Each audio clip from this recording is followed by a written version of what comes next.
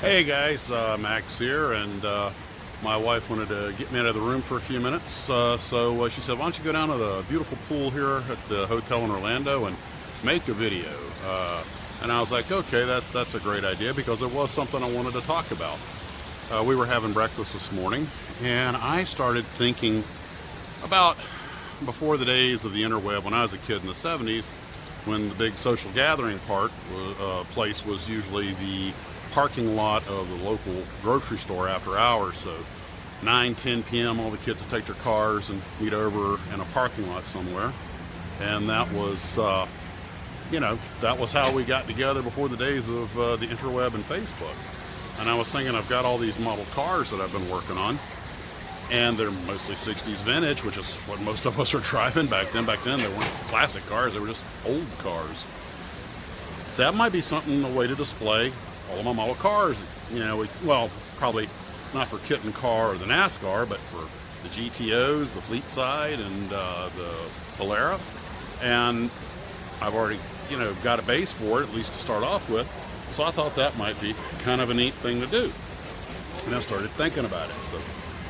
So this could be a way to take all of your model cars, and if you were to make like just a parking lot thing, and you could just diorama them. Now, I probably got to get it with Mark over at Immense Miniatures or start snooping around for some figures, because it's not that hard when we'll play a little sculpt to take the figures and modify them to look like teenagers in the 70s. I mean, the big hair was in.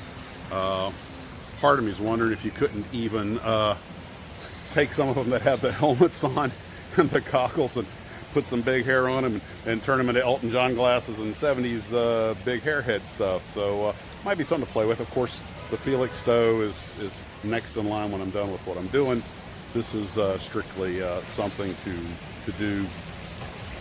That would be a way of, more than anything else, it's just a way to display models already built, and of course an excuse to buy more.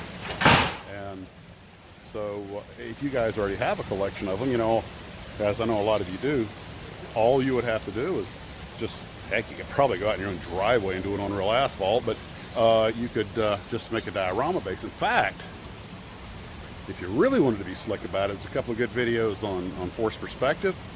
You could put your asphalt top on a tabletop and back the camera up, put your cars up there, find an empty parking lot at night, and take a photograph against a real grocery store off in the distance, and I'll bet it would look awesome. So that's a project I might want to consider doing at some point, and so should you. So anyway, while the family was up there making all of their arrangements for the upcoming wedding, the upcoming nuptials, they're like, yeah, send me down to the swimming pool and make me spend time making videos for the Glue Troopers. Break my heart.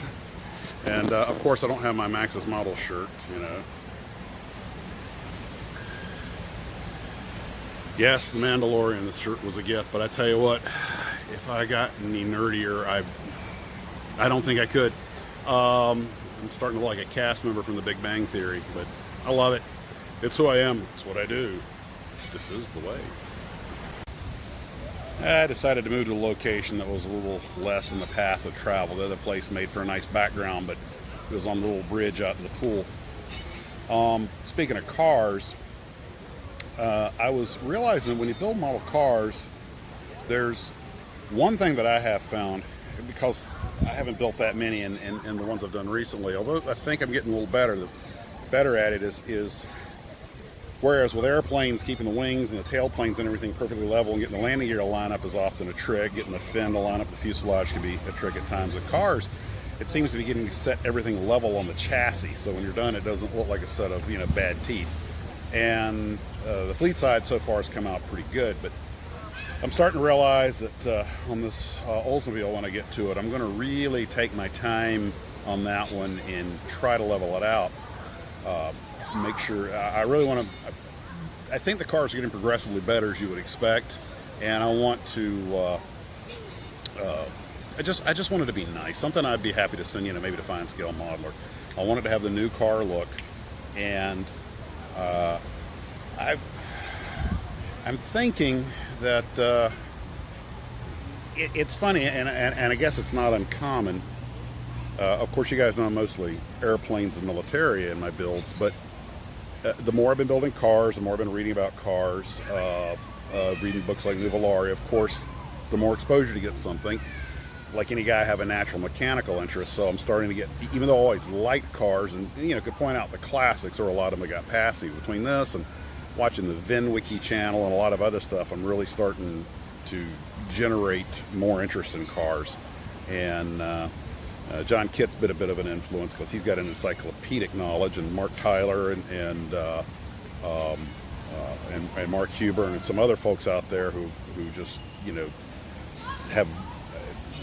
You're influenced by people who know a lot, and I've always had an interest in these things, but there was never enough room in the day.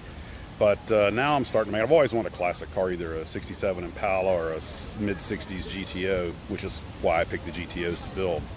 And that latent car love. I've watched a lot of Jay Leno's Garage, and I've been watching the Peterson Museum where Tim Allen goes over his collection. And it's like anything else. The more you learn about it, the more you want to know about it. So I saw something interesting recently. Stephen Leto, who has a legal channel, was talking about the Superbirds and the Roadrunners, and or excuse me, the Daytona, the Dodge Charger Daytonas and the Superbirds. And there's actually I actually have a bit of a story about those. I remember seeing, I think it was a Superbird. Let's see, this is in Tallahassee, Florida. And by the way, he makes a good argument that may be the car that killed NASCAR, and I'll get into that later. But the general idea is that the Hemi made the cars outperform the tracks and the tire technology, and they scared Bill France over at NASCAR. Well, I guess I'll get into it now. And the result of this was that's when they started adding restrictor plates. They banned the Hemis and everything. So when NASCAR had basically, thanks to the Superbird and the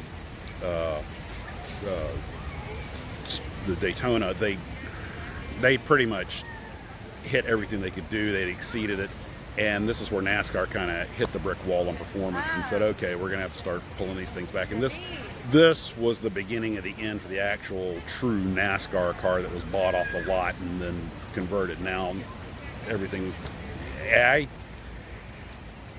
understand it. In a way, it's kind of the same way that the post-war military aircraft ended the national air races. They had just, now you were flying jets. There was just, the technology had exceeded the ability to make a race out of it. So there's some comparison there. I might do some comparison videos in the future. Like I talked about comparing people like Doolittle to Nuvolari and Leandre to Roscoe Turner. And I might compare how NASCAR made its end kind of the same way the national air races did, even though it was a couple of decades later, because technology basically outran the race. And that could be an interesting little series in its own at some point. Well, my little Roadrunner story. I'm not. I keep saying Roadrunner. I mean the Superbird. There was a pretty. I think it had the little Roadrunner logo on it, so I guess it was a Superbird. I guess it was remember, we're going back to the 70s here. I would say it was the mid-70s when the car was just a few years old. You couldn't give the things away, and I remember seeing one sit. I went to school in Tallahassee for 2 years, from Quincy to Tallahassee, and we drive by this used car dealership. And when I was, believe, the 8th grade, there was a green, I want to say it was a green Superbird. I'm pretty sure it was the Plymouth, with the high fin and everything, that sat on that lot the entire school year and never moved. It had $3,500 on the window, and it never moved. I think towards the end of the year it finally sold. And all I can remember was who would, and mind you, I'm 13 at the time, 12 or 13 at the time, and I'm like, who'd buy that goofy looking car for that ridiculous? I didn't realize that aerodynamic tail fin actually served a function. So a couple of great videos about it. Steve Leto wrote a book on it, and that's my Superbird story. So what's your Superbird story, or Daytona Charger, or hot rod? So again, that's pretty much it for now, and we'll see you guys later. Model on.